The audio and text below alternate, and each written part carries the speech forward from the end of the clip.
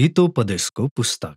हितोपदेश शब्दले सामान्यतया छिटो तिक्खर भनाइलाई जनाउँछ, जसले कुनै प्रकारको बुद्धि प्रदान गर्दछ। अनि यो पुस्तकमा ती धेरै छन्, अनि ती सबै कुराहरू लगभग पुस्तकको बीज खण्ड 10 देखि 29 अध्यायमा छन्। तर हितोपदेशको पुस्तकमा विशेष गरी सुरुको 1 देखि 9 अध्याय र समापन अध्याय 30 र 31 मा अझ धेरै कुराहरू छन्। यो पुस्तक 1 अध्यायको 1 देखि 9 पदसम्म एक परिचयको साथ डिजाइन गरिएको छ, अनि यसले सबैभन्दा पहिले यो पुस्तकलाई राजा सोलोमनसँग जोड्दछ। अब पहिलो राजा 3 अध्यायलाई सम्झनुहोस्। सोलोमनले इस्राएललाई राम्ररी नेतृत्व गर्नको लागि परमेश्वरसँग बुद्धि मागेका थिए, र यसरी सोलोमन प्राचीन संसारका सबैभन्दा बुद्धिमान मानिसको रूपमा प्रख्यात थिए। र हामीलाई पहिलो राजा 4 अध्यायमा भनिएको छ कि उनले हजारौं हितोपदेश र कविताहरू लेखे र बोट बिरुवा र जीवनहरूको बारेमा ज्ञान सङ्कलन गरे। सोलोमन इस्राएलको बुद्धि साहित्यका शिरोमणि जस्तै थिए, त्यसकारण यस पुस्तकमा भएका सबै सामग्रीहरू उनीद्वारा व्यक्तिगत रूपमा लेखिएको नभए तापनि इस्राएलको बुद्धिको परम्परा उनीबाटै सुरु भएको थियो। परिचयमा भनिएको छ कि यो पुस्तक पढेर तपाईले पनि ज्ञान प्राप्त गर्न सक्नुहुन्छ।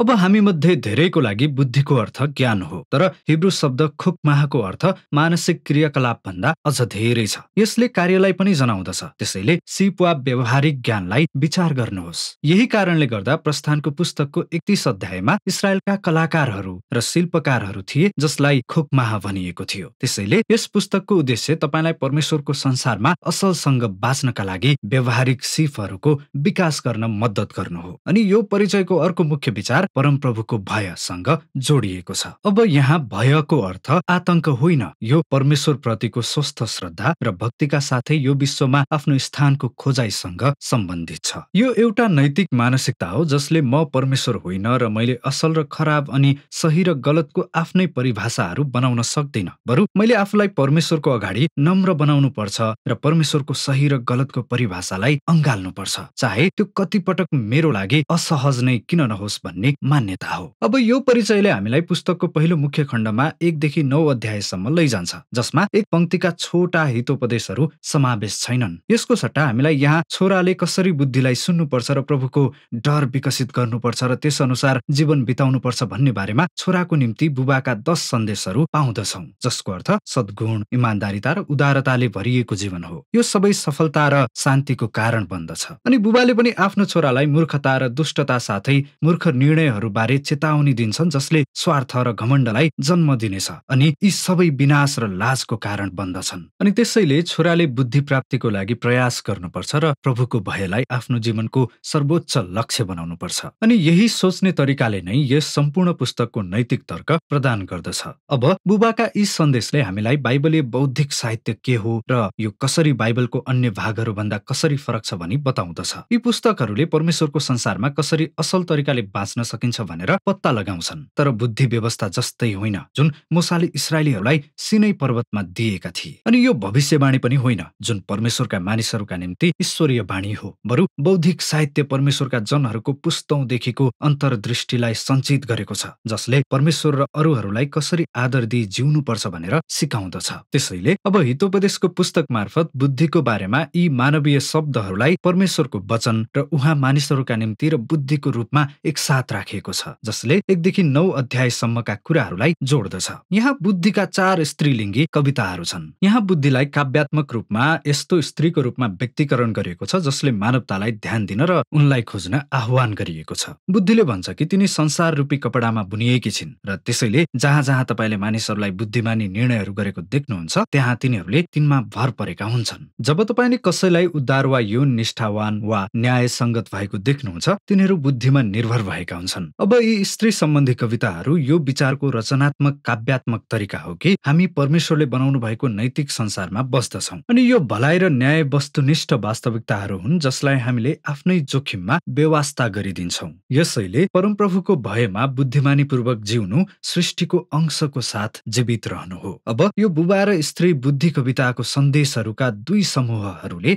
यस पुस्तकको बारेमा शक्तिशाली दाबी गर्दछन्। तपाईले राम्रो सल्लाह मात्र पढिरहनु भएको छैन, तर तपाईले अघिल्लो पुस्ताबाट ज्ञान सिक्नको लागि लागि स्वयं परमेश्वरको निमन्त्रणा पत्र पढ्दै हुनुहुन्छ। यसैले पुस्तकको अर्को खण्ड अध्याय 10 देखि 29 सम्ममा हामीले सयौं प्राचीन हितोपदेशहरू पाउँछौं र तिनीहरूले बुद्धि र प्रभुको भयलाई तपाईको कल्पना गर्न सक्नुहुने जीवनका हरेक विषयहरूमा लागू गर्छन्। परिवार, विवाह, यौन, कामकाज, छिमेक, मित्रता, क्रोध, क्षमा, मदिरा, ऋण, धन, सबै कुरा। र यी सबै हितोपदेश 1 देखि 9 को मूल्य मान्यताको आधारमा छानिएको छ। अब यी हितोपदेशहरू सबै धेरै छोटा पंक्तिहरू छन्। तिनीहरूलाई स्मरण गर्न सजिलो हुन्छ अनि वास्तवमा पुस्तकको यो खण्ड एक सन्दर्भ ग्रन्थको रूपमा छ जहाँ तपाई वर्षभरि नै समय समयमा फर्केर हेर्न सक्नुहुन्छ, जसले यी हितोपदेशहरू कसरी पढ्ने भन्ने सिक्ने क्रममा केही महत्त्वपूर्ण मुद्दाहरू उठाउँदछ। सबैभन्दा पहिले स्वाभाविक रूपमा नै हितोपदेशहरू सम्भाव्यताहरूको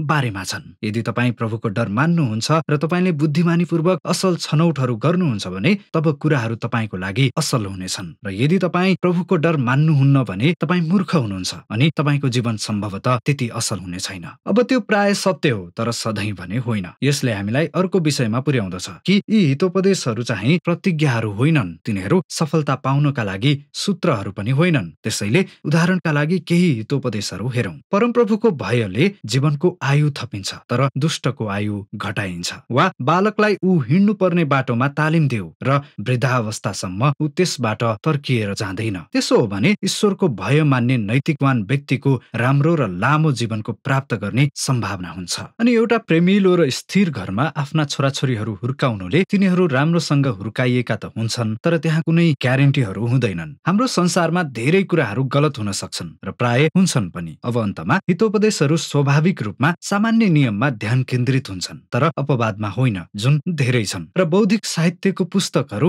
वास्तवमा त्यस कुराहरूबाट अनभिज्ञ छैनन्। अपवादको बारेमा कुरा गर्ने हो भने अय्युब र उपदेशक बुद्धिका पुस्तकहरू जो सबै यसैको बारेमा छन्। अनि यी सँगै मिलेर यो स्वीकार गर्छन् कि सरल सूत्रहरूको लागि जीवन धेरै जटिल छ। यही कारण हो कि हामीलाई ठूलो तस्बिर देख्नलाई सबै बुद्धिका पुस्तकहरू हामीलाई चाहिन्छ। अब यी सबैले हामीलाई पुस्तकको अन्तिम खण्डमा भएका कविताहरूको दुई ठूला संग्रहहरूतर्फ लैजान्छन्। पहिलो आगुर नामका मानिसका कविताहरू छन् जो आफ्नो अज्ञानता र मूर्खता स्वीकार गर्दै उनलाई परमेश्वरको बुद्धिको ठूलो आवश्यकता छ भन्ने कुरा बताउँदै प्रारम्भ गर्दछन्। र त्यसपछि आगुरले धर्मशास्त्रमा उनलाई ईश्वरीय ज्ञान दिइएको छ जसले उनलाई असल तरिकाले कसरी जीवन बिताउन सिकाउँछ भनी बताउँदछन्। अनि त्यसैले आगुरलाई हाम्रो सामु हितोपदेशको पुस्तकको नमुना पाठकको रूपमा राखिएको छ। यस्तो व्यक्ति कोही जो सधैँ धर्मशास्त्र मार्फत परमेश्वरको बुद्धि सुन्न खुला रहन्छन्। अन्तिम कविता लमुएल नामक व्यक्तिसँग जोडिएको छ। उनी एक गैर इस्राएली राजा थिए र उनले आफ्नै आमाले दिएका बुद्धिका कुराहरू प्रदान गर्दछन्। यो एक बुद्धिमान र धर्मी अगुवा हुनुको लागि मार्गदर्शन हो। र त्यसपछि अन्तिम कविताको खण्ड अक्षरबद्ध वा वर्णमालाबद्ध कविता हो, जहाँ प्रत्येक पंक्ति हिब्रू वर्णमालाको एउटा नयाँ अक्षरबाट सुरु हुन्छ र सम्पूर्ण कविता एउटा महान चरित्रवान महिलाको बारेमा छ। यी यस्ती एक महिलाको चित्रण हो जसले हितोपदेशको बुद्धि अनुसार जीवन बिताउँछिन् र तिनी यस्तो नमुना व्यक्तिको रूपमा उभिन्छिन् जो परमेश्वरको बुद्धि प्राप्त गर्ने र दैनिक जीवनमा, काममा वा घरमा, आफ्नो परिवार र समुदायमा व्यावहारिक निर्णय लिनको निम्ति त्यसको प्रयोग गर्छिन्। यो पुस्तकको आरम्भ स्त्रीका बुद्धिहरू सुन्नको लागि